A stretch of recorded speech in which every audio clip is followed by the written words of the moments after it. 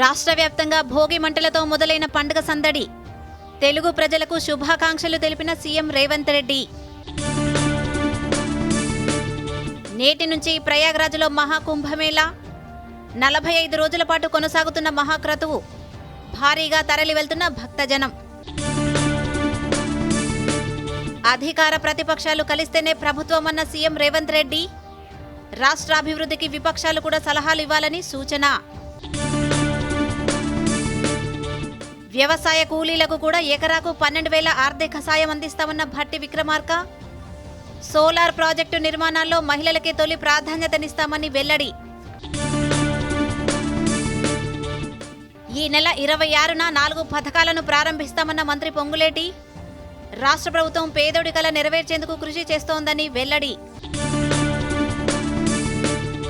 నేటి నుంచి ఖోఖో ప్రపంచ కప్. తొలి ప్రపంచ కప్ భారత్ ఆతిథ్యం. ఆరంభ పోరులో నేపాల్తో భారత్ ఢీ.